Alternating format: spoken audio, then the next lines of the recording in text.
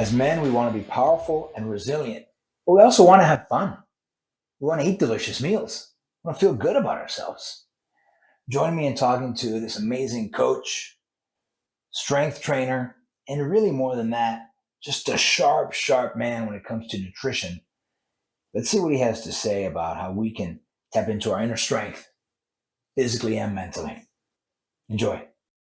Do you feel like telling us, Brian, a little bit about your background or your work here at the gym, or do you want to do more like you or the gym or both? Whatever you like.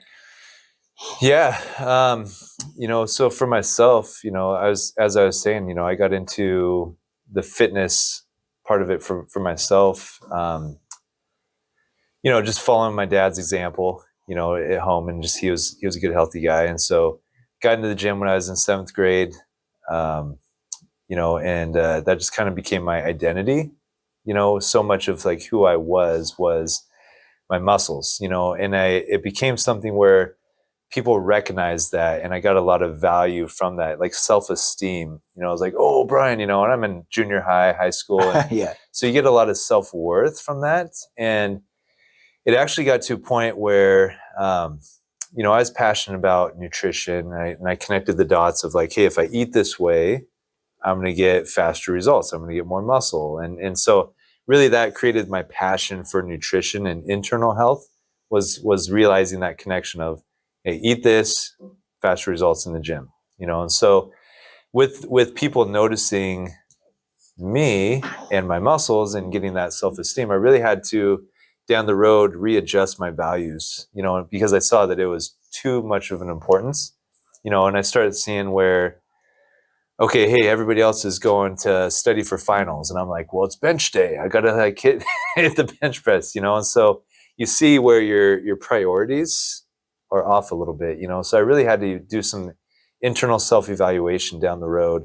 And, family, God, these different things in my life, just really, I'm like, okay, this has to drop down. And my schooling also, where I'm like, okay, my schooling is more important. So now as a trainer, when I work with athletes, when I work with kids, I'm just like, hey, like, skip your weight day for school. You will never regret it, and that's a message that I've learned for myself, and definitely try to pass that on too. So, but yeah, just for me, myself, I've always had just this odd passion to understand at a cellular level, like what's happening nutrition wise, food wise, how does it all work? So I would go to the library and research, look up all these research articles that to everybody else is completely boring. It'd be horrible. But for me, I'm just like, I need to know, it's that craving. And, my mom had cancer, died of cancer when I was 20. And so 10 years of my life was just like being close to that experience, chemotherapy and radiation and just these things that, are really difficult to watch, and I think like being close to that gave me more of a passion for internal health and helping people with their internal health, so I'll sit down with people who have autoimmune disorders, cancer, whatever, and I'm not a doctor, but we'll have this conversation because there's just obvious practical things where it's like, hey, sugar is going to cause all sorts of different problems, so when I sit down with the person, I'm just letting them share, where a doctor, you go and they have like, we've got 15 minutes, like, they're not going to really understand the nuances of what you're dealing with, Right. They don't have time, and it's kind of not their job, I guess. Yeah, they don't have time, and it's not their job. And sadly, people go thinking that they're going to have the answers, and then like you're going to the wrong person. Interesting. So you think it's on us in part to seek the right person or guide or leader? Yeah, I mean, people go to doctors for all sorts of stuff. I'm like, they're not going to give you the answers you need. Like, they'll give you medication, they'll give you a Band-Aid, but they're not going to give you what you really need. You need to go to, a naturopathic doctor. Someone's going to evaluate your nutrition and your lifestyle, right? When you start getting somebody that's going to look at that, that's where you're going to get down to the root causes of stuff. Because even autoimmune disorders, you look at, it's the gut, right? Your gut is what causes so many issues.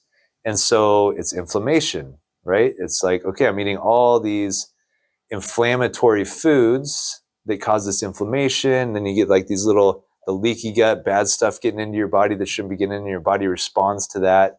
And now you're creating antibodies against a carrot, you know, where it should be a healthy thing, and your body starts doing all sorts of weird stuff. So, you know, thankfully in the last decade, people are like, oh yeah, it's the gut. And they're figuring out my nutrition is where I need to focus on, you know, and as I clean that up, get my inflammation down, my gut can heal up, and then my problems start going away, you know. And so that's a job like mine. I can sit down and just process with the person, give common sense stuff like, yeah, let's get rid of the bagels. Let's get rid of, you know, the pasta and things like that. And, you know, let's start looking at, you know, how do we get more nutrient dense foods into your diet? And a big passion of mine is actual results. Like, can this person maintain like what we're prescribing, what we're recommending and doing food wise, you know, or is this going to be some extreme nutrition plan that they practically can't do? So in this time of a consultation,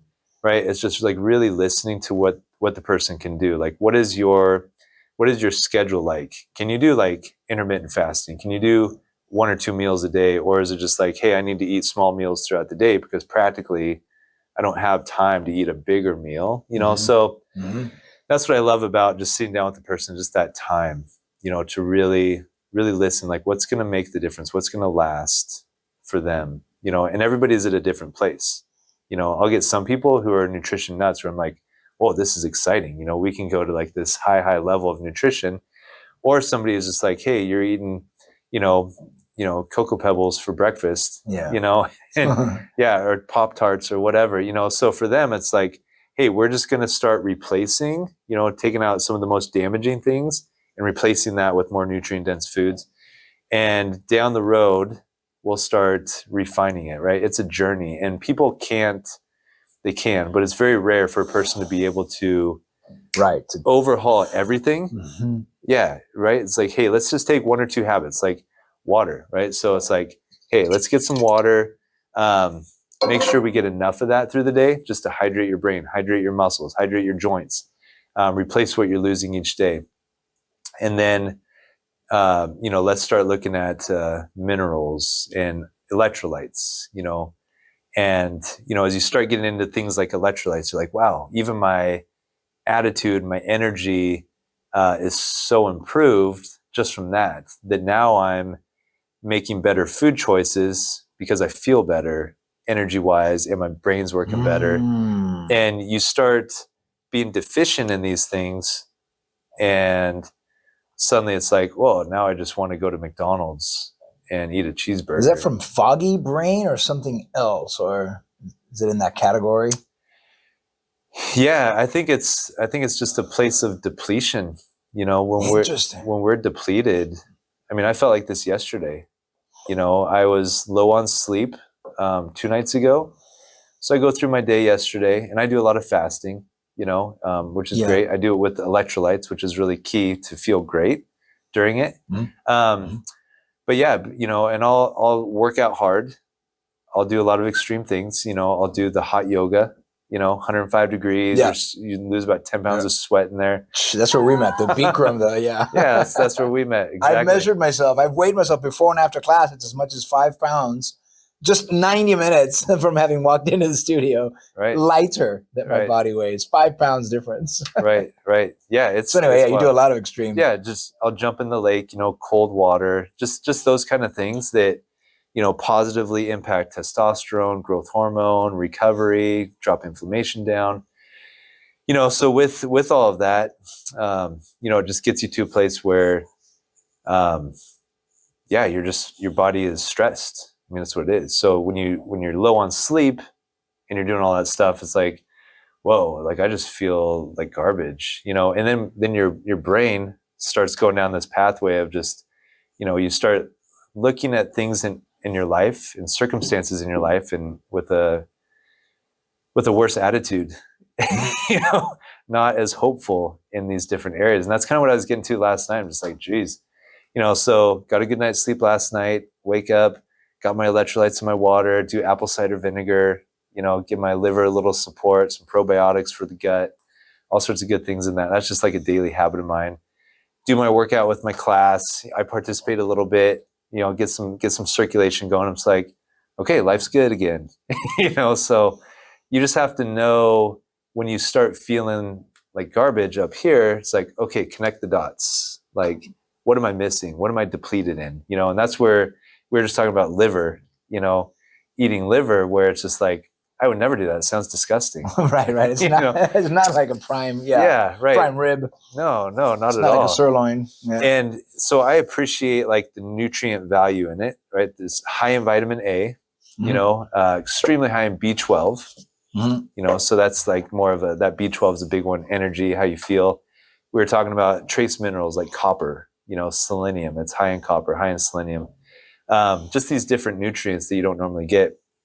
And I was talking to a guy in here, and yeah, he was a younger guy, really fit. We just had this great conversation about health, and he would take raw liver, cut it up into little pieces, beautiful, bloop, and just throw it in and take it like a pill. Because honestly, like some cultures like love liver, and I don't. So I try to cook it up the best I can, and I'm just like, this is horrible.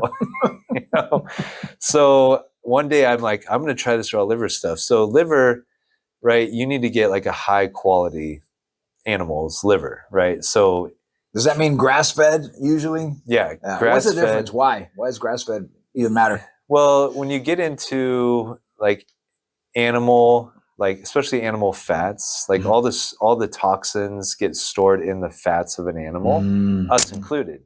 So when we start losing weight, a lot of those toxins are starting to get released into our system, it starts causing problems. Like we feel bad because of that. So same thing with an animal. When you look at like animal fats, and if I'm vegan, I'm gonna just look at that. I'm like, oh, you can't do that. That's horrible, or whatever. There's a lot of people that hear animal fats, animal foods, meat, steak, all this stuff is bad for you, right? There's this rhetoric out there, on that. That's still out there, huh? I thought that went away in the 90s, that whole idea that animals, which are on Earth and a part of nature, are bad for you, but I guess it's still out there. Oh yeah, 100%. And it cycles through it. So the key thing is people just don't understand the whys. If the animal is just in a big feedlot, they're getting all the GMO corn, the GMO soy, all the weed killers involved in that, and they're ingesting that. Like those weed killers, like strip all the minerals and vitamins like out of those weeds, and that's why they die. And they do the same thing in our body. Nice. They strip and deplete our bodies, and that causes a problem. So we eat animals that have eaten like that, and then that affects our bodies. So if it's a fattier cut of meat, then I care more about what that animal is eating. If it's just like a sirloin, chicken breast, honestly, I don't care as much. Okay. Because most of the bad stuff is in the fats. Okay. Right? Interesting. So, not the muscle. Got it. Right. So if I get a ribeye or whatever, then I'm thinking like, what's this cow eating? Like butter, right? You got the Kerrygold butter. There's a lot of different brands out there that's just grass-fed. And so the cows are eating the grass. All that nutrition is getting into that cow's fat, and the butter is like pure fat. So I care, and now it becomes an anti-inflammatory butter, higher in vitamin A, beta carotene, all these different nutrients, where it's like, wow, now it's actually a health food, where before it's like, maybe not. So with liver, same thing, especially when you're thinking of, okay, the liver is processing so much of the toxins. So if the cow is eating good stuff, it's not going to have the toxins. Just like us. If I'm eating McDonald's every day, if I'm eating fast food every day, it could be any fast food. They're all the same crap, right. I think. Exactly. Any like highly processed thing, then my liver is going to be full of all sorts. It's going to be processing all that stuff. So yeah, grass-fed, grass-finished, 100% grass-fed diet, of the cow. So you get that liver, cut up into little pieces. And I'm looking at this thing thinking, this is disgusting. Like, I don't think it's going to stay down. I think it's going to come back out. So I just tossed it down there, like 1 ounce, just a little water. And it was just like, bloop. It just like nothing, like no taste, nothing. And liver has a taste. Liver has a smell. Yeah. So I just don't breathe in through my nose, kind of like turn off the smelling part of it.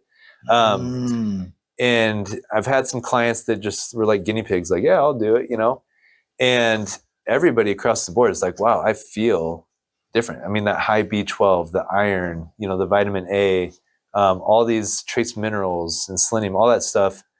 When you get all of that together and you're not getting it normally, you will feel better, and that's what I think that's a lot of our culture is like, we're just missing out, on some of these nutrients.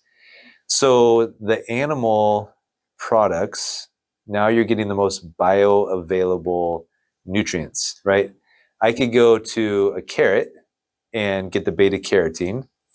And what they've discovered is some people don't even have the enzymes to turn the beta carotene into the usable form of vitamin A to help our eyes, to help our immune system, to work in conjunction with the vitamin D, the vitamin K, the E, the other fat soluble vitamins. So, and then even if you do have those enzymes to turn it from point A to point B, the liver does that. And a lot of our livers are preoccupied, right, with the wine we drank last night, with the ibuprofen that you had this morning for your knee, this other food you had, or just processing even just the candle with the artificial scents in it, right? All these toxins are getting into our body, and our liver just gets weighed down. It's like so preoccupied dealing with all this stuff.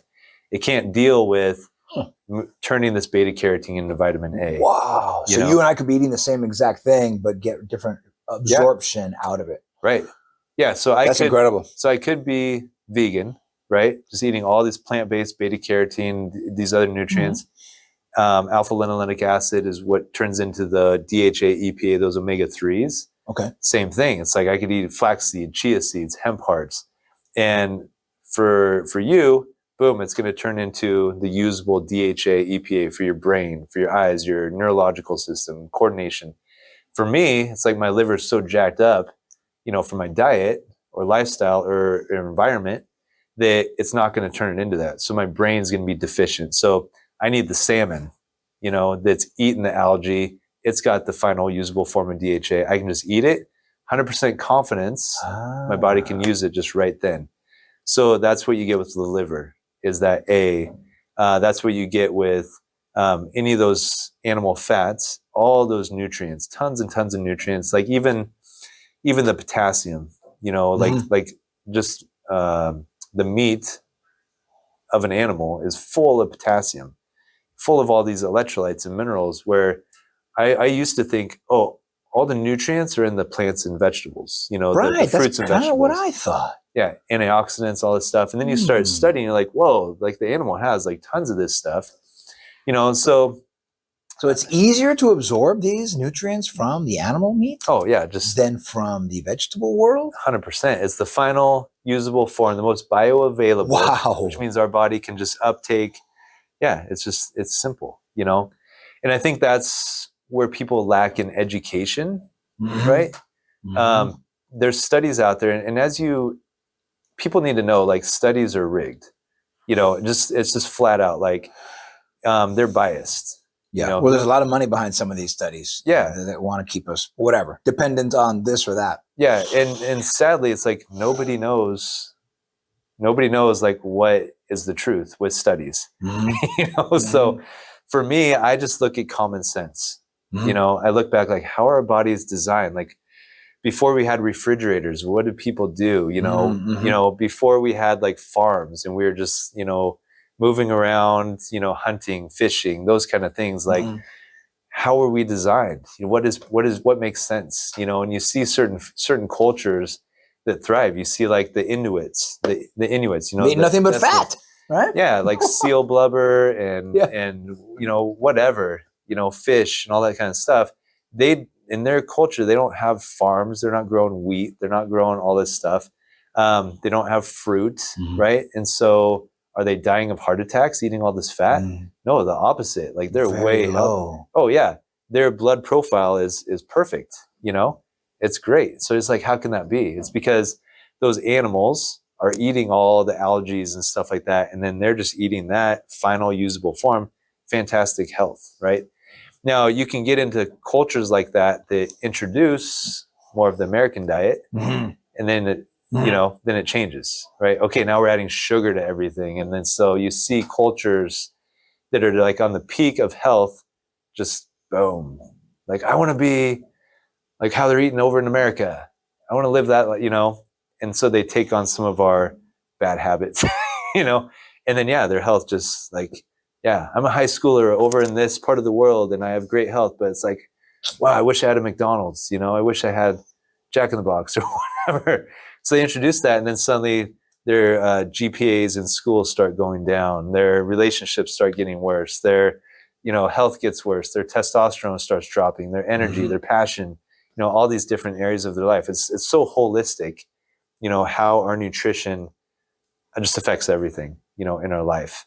Tell me about exercise. What's the role of exercise in all of this? You're a fanatic, so I know you exercise a lot. Do you do it because you think you absolutely need to exercise 5 or 10 times a week, or what's its role? Yeah, multifaceted for sure. Yeah, I think the number one baseline thing with exercise is circulation. Okay. Definitely circulation. So, right, so much of our bodies fall apart because of lack of oxygen, right? So what gets oxygen into our cells, right? Cancer doesn't like oxygen, right? So cancer usually grows in the damaged areas of our bodies where there's where it's poor circulation. So oxygen is really critical. So circulation, getting all those nutrients moving through the body, detoxifying, right? Getting the bad stuff out of that area and circulating through the body to the liver, out of the body. So circulation is really key. So even if it's just a walk, right? I'm going to walk for a half an hour, you know, so boom, it's like, okay, I got circulation. That's going to help. It's also going to help my mind, just, you know, the circulation too. So then you move into like more intense exercise where it's like strength training. It's like, okay, now I'm pushing my body really hard. You know, the intensity is hard, the weight's hard.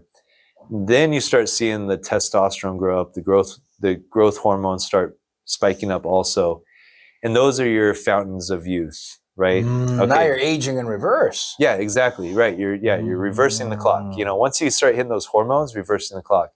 And it's not just aesthetically, right? It's like internally also. It's like, all right, I got more energy. I'm more vitality, you know, more passion. And that's why people are so attracted to these fountain of youth places where it's like, hey, I'm going to inject some testosterone or whatever, you know, or whatever they're doing hormone wise, because it makes them feel so much better. So just lifting weights will cause that effect, you know.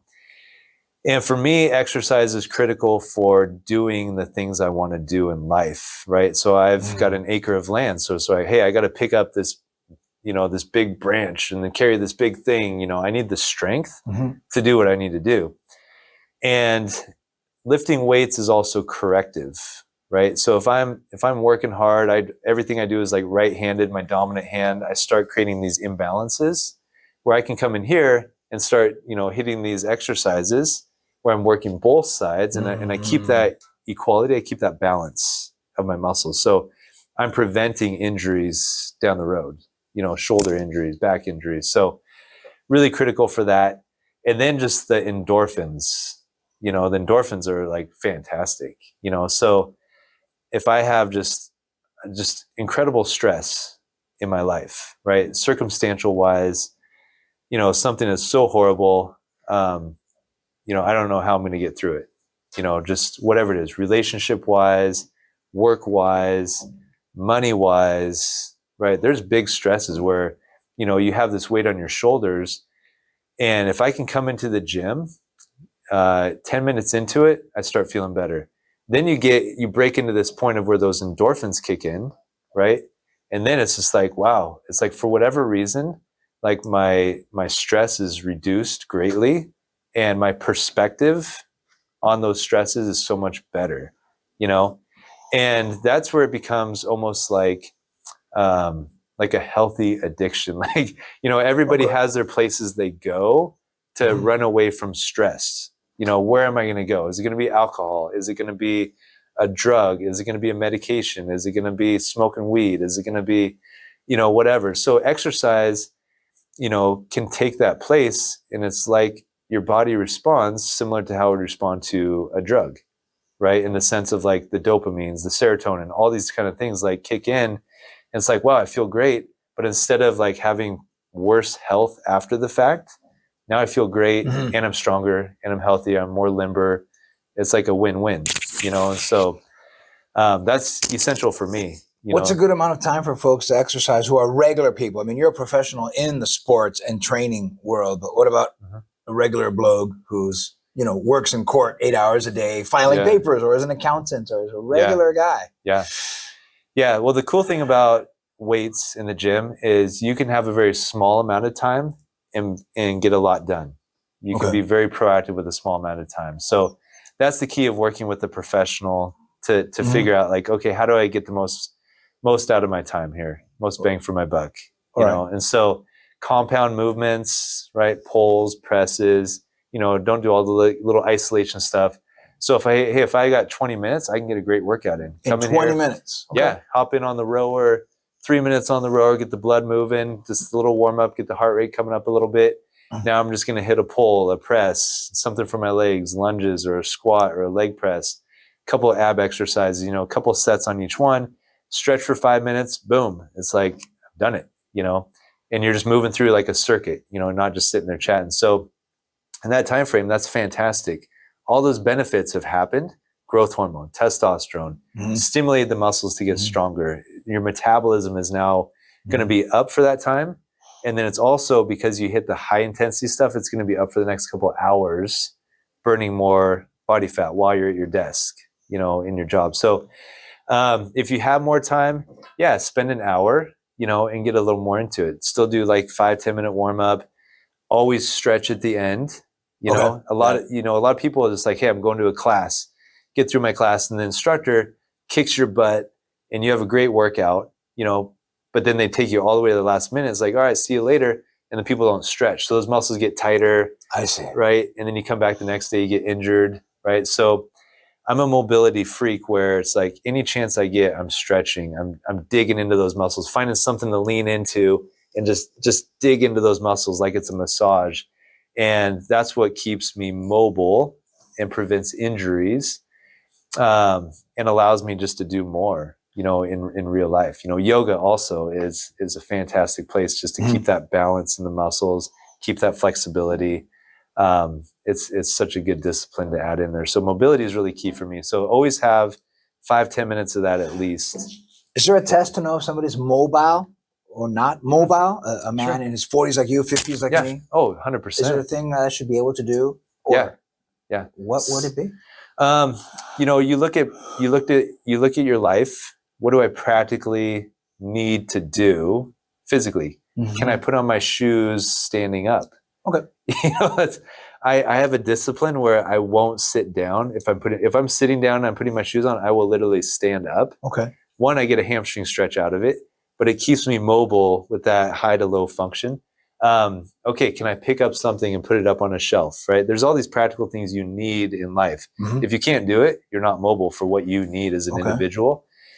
I do a test, like a basic squat test, so I'll have a person have a bar, boom, hold it overhead, feet shoulder width apart, and then you just squat down as low as you can, pain-free, and then come up. So I'll look at the front of you, and if your hips shift as you're going down, like, oh, we have a compensation going on there. Okay. Usually you're moving away from pain or restriction, right? So that kind of like, I'm like, okay, I'm seeing what muscles here are not working well. And then I'll get a side view. I can see that lower back, okay, is that a big anterior tilt, big arch in the lower back because you have no abdominal strength, or these other muscles are too tight, hip flexors, lats, erectors, those are too tight, preventing like good posture. And then from the back, I can see the feet, are they tilting in? Are the feet going out? That shows me like, oh, super tight hips because I sit all day, and the, glute medius, piriformis, all those kind of muscles are tight. And I can see, and all the instructors here at the gym like can see that too. They're all educated in that area to evaluate. So that's definitely something I can see. And then now you have, the muscles that need to be addressed, like, oh, this muscle needs to be released and lengthened. So let's dig into that. Let's roll that. Let's get on a foam roller or a lacrosse ball, release those muscles, then stretch them. And now with these other muscles, we got to tighten and strengthen. So once you have that roadmap, then it's just consistency. That's the key thing, is consistency. If you can have a good, healthy roadmap, then it's like discipline. All right, every day. Now it's just like brushing my teeth. Okay. You know, I got to get into the gym to some degree. If I go a day without the gym, like, yeah, my body, my mind, everything just freaks out. It's like, hey, you need this, you know? And I mean, that's an addiction, right? But it's a healthy addiction. My But that's body's 7 days you're going. yeah. And so Okay. when you think of rest, you know, you do need to give your body a break, right? Mhm. You can overdo it, Mhm. and then your adrenals get fried, you know, cortisol levels go up, and you're like, I'm working out 3 times a day and I'm getting fat. I see.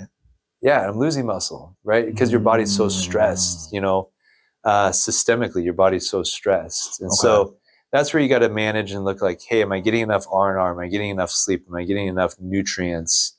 Am I breaking up the muscle groups? You know, I'm going to go upper body, lower body. And so I'm not just hammering the same muscle groups every day. My central nervous system, am I going like high intensity every workout, a spinning class?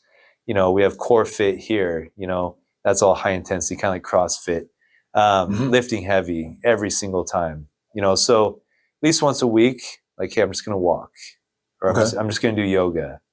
I'm just going to stretch, you know? Some of the things I tell guys is just walk or just go upstairs once a day, basically. Right. I think that makes a big difference from not doing anything. Yeah. Oh yeah. Then that's just getting back to just get circulation minimum every day, you know, and that's not, so some people that's working out, but it shouldn't be. That's just like moving, just move your body, you know? Okay. That's the key. Move your body. And I think about too, like sitting in 20 minutes, like if I'm sitting here, you know, back in my chair. You might be out of the frame here. Oh. So you know, I'm not sure. But. Yeah. Okay. So if I'm sitting here, everything starts to adjust. Like I'm rounded over. That glute medius, it rotates my femurs out, tightens up my lower back. It's going to mess up my alignment in my knee joint. You know, femur into the tibia gets realigned there. Start having knee problems. So just sitting here for 20 minutes, the muscles start to adapt and re-solidify in this new bad shortened position. Hip flexors, calves, hamstrings, they're all shortened up. Then I stand up, and then it's like, now I'm worse off, you know? So I just think like, hey, in your mind, have every 20 minutes, I got to move this. I like that. I got to move this body. So even doing this is probably helpful. Just getting out of the chair, squatting maybe, something. Yes. Yeah, and I feel the bones a little tight there just because I've been sitting. Right, exactly. Yeah, anything, any movement, just keep that in your mind. Just that 20-minute time frame is really a big thing, you know. Thank you. That's very helpful. Yeah, because most of us are office persons. Yeah, that's, you know, sitting's the new smoking. You know, where it's like so damaging to your body. You know. Yeah, I believe you. Yeah, and really quickly, just a tangent on that is like when I sit, because I deal with a lot of lower back issues, a lot of knee problems and things. So I always sit on the front edge of my seat. Okay. You know, and the reason why it engages your core, doesn't it? Yeah, core is going to be so. What happens is when you sit back, like I was describing before, when you sit back, your hamstrings are pressing onto the chair and your femurs roll out. Okay. Right? They need to make room. And that's what tightens up all those hip muscles, the glute medius, piriformis. So if you sit on the front edge of your chair, the hamstrings can drop. Okay. And then your femurs stay straight and it's easier to sit tall. So here I can sit tall. So try this. Sit all the way back. Yep. And try to sit tall. Yeah. Okay. Right. And then eventually you feel the fatigue. Yeah. I feel my breathing changes, even just coming back here. Yeah. So while trying to be erect, my breathing is labored. It doesn't quite feel natural. Yeah. Even structurally, right, you have to work a lot harder. Yeah. Because you're fighting against that leg change. So up in front. So what I do is That's funny. Yeah. So you can have a $2,000 chair with this amazing lumbar support. Yeah. Right. But you can't, it's not going to help because of what's happening structurally with your hamstrings and your legs. So get on the front edge of your chair so your hamstrings can drop, and then elevate your chair as much as you can to open up this angle here. So the ideal chair would be an elevated chair that's maybe, you know, maybe like this height, you know, where it's like, okay, I have support, right? But this is open, this is open. So just an elevated place. So that's my thought on people that have to be at work in front of a computer all day long. It's just like, hey, adjust that chair, move up your whole computer system, your keyboard, just elevate it up a couple feet, you know. Okay. And then get some movement in every 20 to 30 minutes too. You know? And that costs us no time and no money. We can all do that. Yeah. Right now. I mean, that's great. Right. Shifting position continually, or at least getting to the front, okay, of the seat. Yes. Yeah, I don't need approval from my boss for that. I don't need to spend money on a chair for that. I don't need, Right. Yeah, even the gym membership. Well, the gym membership is great, but I don't even need that technically. Yeah. And I've already improved my alignment. Oh, what about sleep? Where do you come down on sleep? Yeah. Not just how much, but when should we be sleeping? Do you have any thoughts on this or experience? Okay. Yeah. Okay. This is my kryptonite for myself. Like, Okay. great with nutrition, great with my water, working out. Yeah, I'm a rock star and all that stuff, but sleep is my weakness. So Okay. I definitely burn the candle at both ends. So for me, you know, just for survival, right? I just need to get a 20-minute nap, you know. In the day sometime. Yeah, in the day. Okay. You know, so Okay. yeah, if I can even get a 20-minute nap, you know, hard ground, so everything is just squared up, shoulder blades, hips, all that.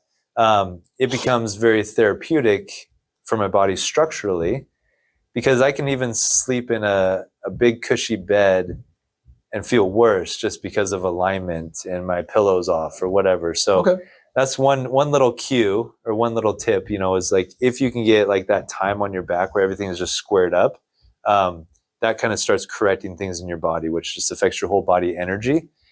So I'll squeeze that in there just because I'm I do so poorly at getting to bed on time because I start at like 6 a.m. in the morning. So, but what I teach people, and then one day I'll get it, is that 11. Practice what you preach. Yeah. Sometimes it's tough. Yeah, I do in a lot of areas, but that 11 o'clock to 1 o'clock area. 11 at night 11 to p.m. 1 to 1 a.m. Okay. is generally where your body has the most recovery going on, the most healing and repair is happening at that time.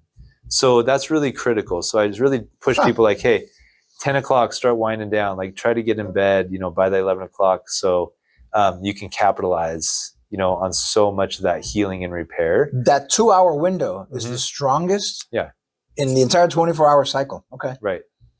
Sweet. And that's an area, you know, and I haven't studied that like super in depth to be like, well, what if I get these 2 hours here or there or whatever.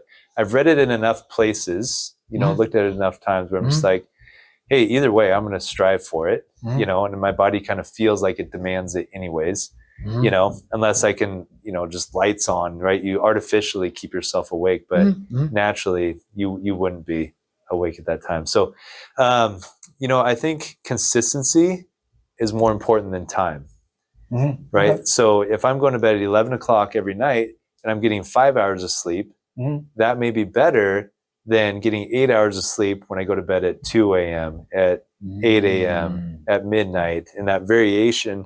But when your body gets dialed into a specific time, usually the quality of sleep is going to be a lot better.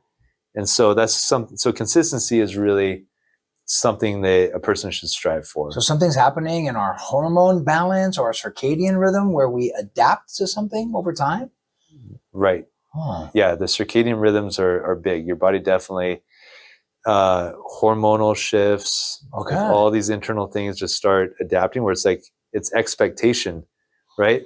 All right. Your body's like, hey, this is when we go to sleep. So it puts all these things into place. And then it's like, nope, we're going to stay up for 2 more hours. We're going to party tonight. Yeah. Right. And then all these things are just like, you just confuse your body. So it doesn't maximize anymore, you know, what's going on. And I think the body sees it as partying, whether you're doing cocaine for 2 hours or whether you're up watching TV for 2 hours. It still has to fire and activate certain mechanisms to keep you up and alert. Yeah. Yeah. The other biggest thing for sleep in my mind is my mind. So our brain detoxifies, right? So our whole lymphatic system through our body is a detoxification system. It detoxifies, but the brain is unique where it needs at least 3 hours of straight sleep to kick into the detoxification process. Okay. So if your sleep is broken up every couple hours, hey, I got to go pee. Hey, I'm stressed out about this, or hey, I'm screwed up my nutrition, so I just feel bad. I'm not getting good sleep. Every couple hours, if I'm waking up, my brain never gets the opportunity to detoxify, and it just accumulates toxins and creates more pressure in there. So what happens is there's a constriction that happens at that 3-hour mark where things get constricted and it actually pushes out all the toxins out of those cells, and then it can funnel it. It's like our brain has like its own lymphatic system that happens. It's separate than the rest of the body. So in my head, I'm always thinking like I need to get 1 3-hour cycle a night, at least, you know, ideally 2, right? Which would be 6 hours of sleep. So if I'm getting 7, 8 hours of sleep, that's great. That's a good thing to strive for, because now I've gotten at least those 2 cycles of my brain just detoxifying. I have heard that 6 is kind of the minimum, 6 hours. And maybe that's why. 2 cycles of 3 hours. Possibly. Yeah, there's the anomalies of people where they can get by on 5 and they feel great, they do great. I'm not one of them. Yeah. You know, I'm usually running at like 80%. I'm like, wow, what would my life be like if I was like 100%? You know? Yeah. Sleep plus good health, you know, nutrition and working out and all these things. And yeah. Oh, I have another question. Yeah. And you tell me if you're comfortable with this. I would like to show your amazing abs to these guys. Are you okay with that? Because you're an old guy. Sorry, but 40s is old these days. Yeah, 46. But you're in great freaking shape. 46. 46. Yeah. I mean, half the guys half your age, 23, are falling apart out there. Yeah. Our channel is mainly geared toward guys your age and mine, 40s, 50s, 60s. Yeah. But guys in their 20s are already low back pain, or some of them have erectile dysfunction, or they've got absolutely no muscle tone, and they're not digesting and they're not sleeping. It's sad in their 20s already. Right. And I'm trying to tell guys, look, it doesn't have to be this way. You can be 40, 50, 60s, even 70, and things work. That's glorious, and you deserve it, and you can have this. That's my view. You know? No, 100%. Yeah, and I've been an athlete, you know, when I say athlete, not like a high level athlete, but athletic my whole life, you know, and so people get used to the body that they've had, and you want to get back to that place. So if I'm running up the stairs and things are bouncing around down here, like I'm not happy, you know, but that's for me. Other people, it's like, hey, that's fine. We're all at different places. So in regards to like, I do triathlons every year, so I shred hard, get down to like 5% body fat, you know, every year. So that's like in August. Ooh. And I integrate in fasting, you know, really aggressive fasting, the intermittent fasting. And then when I lift, that's when I eat, right? Because I have like building days and then shredding days. Okay. But, you know, my fasting is more like my shredding days. So it works phenomenal. And I get down there super, super lean, you know, 6-pack, 12-pack, whatever. You know, now I'm in a more of a building phase, right? So I've been getting a little softer down here. So when you ask me to show my abs, I'm just like, first of all, I don't normally show off body, but I'm just prefacing that, you know. So and then it's interesting. Like going into next week, I was actually going to intentionally like re-shred and start going back down, but yeah, I'll show some.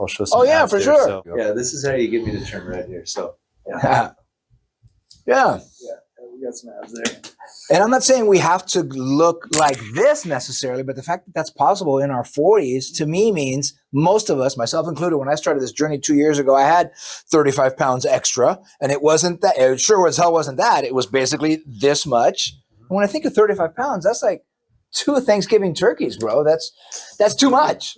So we don't have to go to this necessarily, but I think we should all be flat as men, right? And we can have that in our 70s and 80s. And I think that's cool. Yeah, that's the biggest thing is people ask me when they're in their 70s or 80s, it's like they have this mentality of like, I'm over the hill, it's too late. Like, you know, can I build muscle? I'm like, what? Like, yeah, lift weights, eat enough protein, eat enough calories, sleep, and you'll build muscle. You know, and yes, hormones do play a role. Sure, of course your T's are going to drop, of course. Yeah. And that's really, you know, I'm 46, you know, so I'm aware of testosterone. I just have this, for me, and it's kind of like a God thing with me. It's like, what's the most important thing in life, Brian? Is it having the external appearance, you know? Obviously energy, because testosterone doesn't affect just your muscles. It's like how you feel, how you function, how you feel. It's your hunger. I think it's your desire, not just sexual desire, because you're right. People confuse it. It is that, but it's also the desire to slay in the world and accomplish and achieve and grab stuff. Yeah. Yeah, you're good. You're good. Slay. I love that. So just the passion, 100%, passion. And that's kind of what I was feeling yesterday. It's like, well, I'm so depleted. There's just no passion. You just get so internal focused on yourself and just like overwhelmed. Where, yeah, I think when your hormones are in the right place, right, there is more like, okay, let's go accomplish something significant, and then it'll give you that little extra energy to accomplish those things or inspire the other people to help you accomplish those things. So that's why with testosterone, saturated fats are key for testosterone. So that's why I'm like, all my clients, hey, just throw down some Kerrygold butter, or whatever brand that's grass-fed butter. It's a short chain fatty acid, digests really easy, bypasses the gallbladder. So even if you had your gallbladder removed, cool, just have some of the butter and it's fine. Beautiful. Yeah, so it's a good way to go. Couple tablespoons a day at least. So that's key. The lifting the weights is going to affect testosterone. If you can integrate in some cold water stuff, even if it's your shower, or jump in the lake when it's cold, that'll do it. Any of those extreme stresses on your body, usually there's a testosterone boost. If you do too much, it drops down, right? That's overtraining, just way too much. So the sleep, the 20-minute nap, all that stuff helps. Your nutrition, zinc, all those things. So, my passion is definitely like, I try my hardest to not go down the road of like medications, or something that's more of an external pill or thing like that. There's a couple mushrooms out there. I think we were talking about it too. I mentioned like, there's like ashwagandha, cordyceps. These are adaptogenic. Most of them are like in the mushroom family, adaptogenic. So they just balance your immune system. They balance your stress levels. They balance your hormones. So for most people, they go to the supplement store. It's like ashwagandha is going to be increase your sexual output, and energy and all this stuff, vitality. But all it's doing is just bringing a depressed testosterone level up to like what it should be. Okay. Like a normal level. That's what these adaptogenics do. They just like, hey, you've been depressed, you've been depleted. We're going to bring you back up. It's going to feel like you're just this superhuman now, but really you're just like where you should be, where everybody should be. So those are things I use. We were talking about chaga, one of the mushrooms out there. I just enjoy studying foods and nutrition. So chaga is like out of all the mushrooms, increases testosterone the most. I was talking about reishi, is yes. A very common mushroom used for stress, and it'll take your testosterone and turn it into estrogen. So no reishi for us. Yeah. Reishi, I'm like, that's out. Right. I bought a bag of it. I was going to put it into my, my smoothie and stuff, and then I started studying. And when I study, it's like I go to multiple sources. Like, all right, this. I really want to know the nitty gritty on this, not just like what's the fad, rhetoric out there, but like what's really going on. And that was one where I'm just like, yeah, it's consistently shown it's taking that testosterone, turned into the estrogen. So reishi's out for me, and I do enough other things to help with the stress that I don't need all of them. Okay. Another one with testosterone is your cruciferous vegetables. And I teach a lot of my clients this too. Is they'll neutralize aromatase, which will take your testosterone and turn it into estrogen also, right? So those cruciferous vegetables go in there and block that process. Okay. Broccoli, cauliflower, cabbage, Brussels sprouts, kale. Those are all cruciferous vegetables that do that. So in the raw form, they can hinder thyroid absorption, mess up your thyroid. So what I do is if I have a cruciferous vegetable, broccoli, I'll steam it, just to help the thyroid part of it. And then now I'm getting all of those benefits for the testosterone also. So steam up some broccoli, throw some of that Kerrygold butter on it. Great. So you don't have a lot of raw chard, raw kale, raw any of these things? I don't. But again, I try to not be too dogmatic in my approaches. I don't like to live in a box or put myself in a box where it's like, this is the way, right? Because we're always learning, right? And so with the raw foods, the raw vegetables, you do get a ton of enzymes and nutrients, but a lot of times those plants come with a lot of irritants and things that they have chemically to protect themselves.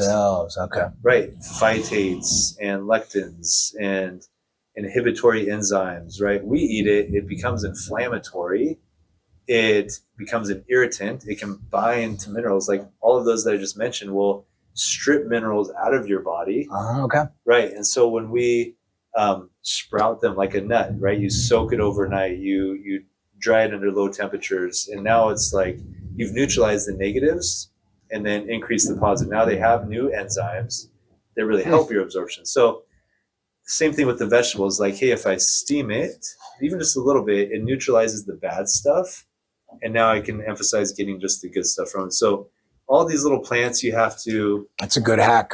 yeah, you have to find your way around them to neutralize the negatives of the plants to get the positives. And with autoimmune disorders, right? And I've worked with a lot of them, and it's miraculous when I have a client, hey, I'm just going to take all the plants out, all the irritants out, and get all my nutrition from animal, right? And if it's just chicken breast, you're going to die, right? You're going to fall apart. Yeah. But when you get the whole animal, like we're talking about the organs and the fats, you get those fat soluble vitamins. You want the whole egg, right? You want the yolk. You don't want to be eating egg whites. Correct. Yeah. All those nutrients in there. When they've added that, like 2-3 days, they're just like, they're cured. That's beautiful. And they're just like, wow, I've tried my whole life to fix this autoimmune disorder, like the Crohn's or you name it, Hashimoto's, like all these different things that they've gone through. And so, and again, like on this video, right, it's like, this is not a cookie cutter thing. Like everybody's an individual. This is not like a prescriptive conversation here, like for viewers, right? Okay. Yeah. But this is like what I've seen to be very like consistent. Like, wow, my people, when they go down this road, like boom, inflammation drops and symptoms just go away, and then their gut can heal, right? Because all the animal products are absorbed in the small intestine, and the plant stuff gets into that large intestine. That's where all the irritation comes in.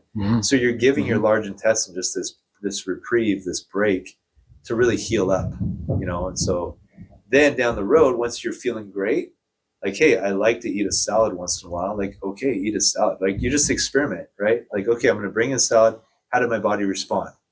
Fine, right? I want to have some broccoli. Great. Experiment with it. It seemed like it worked good. Great. Add that in.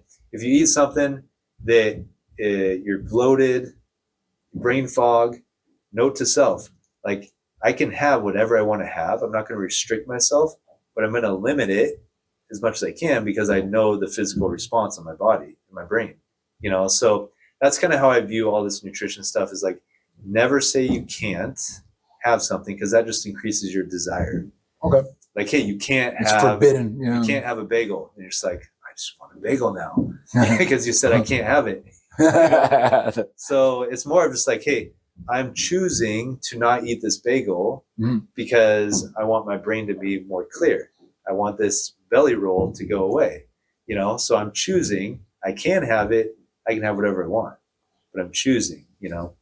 Would you have cheat days, and what are those like? Oh yeah. Yeah, I do. Yeah, I usually do cheat days instead of every day. I'll just have like maybe one day a week. Like I call it French Fry Friday, you know, and that's, for me, I've found that certain foods just aren't worth it, you know, to me, where it's like gluten and wheat and all this stuff. And there's a lot of argument of just like, hey, the wheat here is different than the wheat over in Europe. And a lot of that's the weed killers. The glyphosates. Glyphosates, yeah, exactly. The wheat killers. And so, yeah, maybe you can have like an organic wheat here and you're fine, you know? But even with that, like I've gone down that road, just my body in particular, I still feel inflammation go up systemically, the brain fog, you know, insulin, you know. So for me and most of my clients, like, hey, just take it out. Just take it out. What about sandwiches? You know, it's like, well, just, you know, you don't have to have a sandwich. You know, you can have rice or something. With that said, Friday, I bring in some pancakes. I just have some gluten-free flour. Okay. And I'll just cook up a big thing of pancakes. That's wonderful. Yeah. And that's kind of like a splurge. I always try to pair always try to pair my carbohydrates with protein. Everything, Yes. every meal. It's That like, spikes you less, I think, doesn't it? It's better for the sugar. yeah, it'll slow it down a little bit. Mhm. But definitely having that. Yeah, if you just go straight carbs, yeah, you're going to send yourself on a roller coaster, a high and a low that you don't want to go on. I think that's what creates addiction to the carbs and the sugars. I think is Part of it. Yeah, where it's just like I feel so low now, like I need that. Yeah, and you actually really do need it, which is not how we should operate. But yeah, right. I was there. My addiction was really anything with wheat, gluten, anything. I mean, it could have been pasta, it could have been baguette, it could have been a sandwich, it could have been crackers. I was just, man, it was incredible to me. And now I don't even want it, which is a weird part. I don't eat it anymore because I don't want to eat it. Yeah. But I thought I'd never be on this side of the hump, so to speak, because that was my addiction. Yeah. That was really, and it's probably the worst one. Like you're better off having a cigarette once a week than being addicted to these carbs in my mind. And it was terrible. So yeah. I'd hate to say it, but you might be right. Yeah. Not that we're promoting that. But. No, I don't smoke anything, but yeah. But it just gives you an idea, doesn't it? How bad this stuff that we consider normal, and he's even recommended on the pyramid from the government that says you should have this much carbs and this tiny amount of fat. It's just so normal, so mainstream. So what did you do to get to that point of where you got over that hump where it's like, hey, I'm not addicted to these carbohydrates? Like, was there, like you mentioned, you do the fasting too, and yeah, I've been doing fasting. I've been doing. I typically don't eat past maybe 2 or 3 in the afternoon, so that's pretty hardcore in some ways. But I've even adapted to that, to where that now feels natural. But the first part of my journey was really giving up what I call peasant food. This stuff we're talking about: the crackers, the bread, the pasta. Okay. Yeah. And that was just sheer will. That took about 60 or 90 days of just pure suffering, Brian. There was no hack or easy way or trick about it that I could discover. I just had to suffer through it and just cry practically, because I missed that stuff so much and my body wanted it. Well, it's like with any addiction. I think there's going to be a moment of pain if you're giving up alcohol or drugs, or in my case, wheat products. Yeah. But dude, after about, I would say 90 days, I didn't even want it anymore. And that was weird because I was already over 50 years old. So at half a century to be able to give up something like that and not even crave it, that was cool. And I think that other guys can have a very similar positive experience. So you mentioned the suffering, and there's a place of discipline, right, that has to be applied to accomplish something significant like this. And so that's where I think that's what I teach people is like, hey, we're an adult, right? Mm-hmm. So as an adult, like, you should be able to apply some discipline, right? We're not 5 years old anymore. So just kind of that encouragement, because we act like we're 5.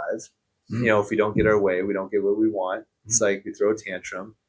We need results right now. It's like, just give me the medication, because I don't want to change my lifestyle. I can't change my lifestyle because I'm a toddler. I mean, that might come across offensive, but isn't that the reality? Yeah, it's like, I've been there. I've thought that way. Yeah, it's like, how soft are we just as an individual? That's like, no, I can't. We just feed that place in so many areas of our life where, we really need to, like, just be, just shook a little bit, where it's just like, hey, wake up, like, you're an adult, like, be an adult, like, apply some discipline, you can do it, And then the thing is, like, yes, it can be hard where it's like physically your body is like, no, I need the sandwich, or no, I need the pasta or whatever, or the sugar. And the cool thing is I don't think you have to suffer. I think you can give your body more of the nutrients it needs to make the process easier to move away from that stuff. That's true. I probably didn't have the help, maybe. Yeah. And that is ideal. Yeah, in the process. And that's what I try to do with clients is like, okay, how do I make them successful, through moving away from stuff? So I always think of like replacing, right? Like, never say like, I'm just like, right, I can't have this. Right? We talked about the can'ts, but almost think about like, if I remove something, there's a void, right? So instead of just like living in this place of emptiness and void and sadness and suffering, and it's like, hey, how do I replace, what do I put into that void that's enjoyable, but it's going to get me towards my results, right? And so that's where you see a lot of people moving towards like the fats in their diet and understanding the fats. Like, if I'm just eating chicken breast and lettuce and I take out all the carbohydrates, now I'm just left with chicken breast and lettuce. And not sustainable. Oh no, I'm going to feel so poorly. but now I can bring in the fats, right? Now I can add in some of that butter. It's like, whoa, what? I can have butter? Like that's enjoyable. It's healthy. So finding something like in the fat category, because fats will keep your inflammation low, right? They're not going to turn into fat unless you're eating 5,000 calories a day, right? So that's really the main thing, is just like, hey, if I can bring in those fats, up those, it's going to give me more energy. It's going to be satiating. The proteins and fats will be more satiating. It does. They are very filling, fats. Yeah. And then just electrolytes are so huge. You're big on potassium, I know. Yeah, particularly potassium. And again, the meat is one of your biggest source of potassium, you know? So that's what I found. It's like, okay, my energy's up, my hunger is down. So that helps so much with those cravings, you know? And so I learned from trial and error. You know, I did all this like low carb stuff, and I was like, what is my problem? Like my muscles are messed up, and I'm rolling, I'm stretching, and, you know, I'm just feeling off, and I'm doing these sports and I should be feeling good. And finally I realized, like, oh, it's my electrolytes, you know? So once I brought those up, it was that's wonderful. Flipped it upside down. So my whole experience changed with the fasting and with the low carb eating, you know? So getting enough fats, getting the electrolytes.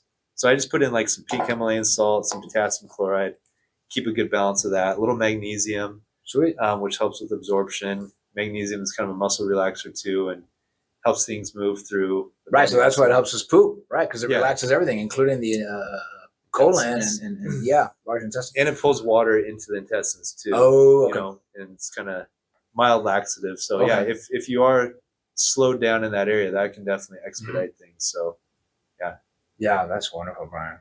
I don't want to take too much of your time, but this is good. I think one of the key takeaways for me is that there are a lot of small hacks that we can implement and see results from within days or weeks. It doesn't take a freaking lifetime or 6 months to know that, oh my God, minerals have changed my life, or implementing a fast in a smart way has changed my life, or eating more fats have changed my life.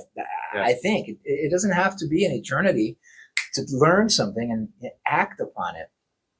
Right. Agreed. Yeah. And that's nice. And all of these things, like, you feel better in 2 or 3 days. Right. And so that's a motivator. It's like, you're totally right. It's like, hey, if I didn't notice any results for like a month or two, it would be really hard to discipline yourself to do these things. But when you feel the benefit so quickly, it's like that when that systemic inflammation goes down, like a person gets injured, you know, or some kind of health issues going on.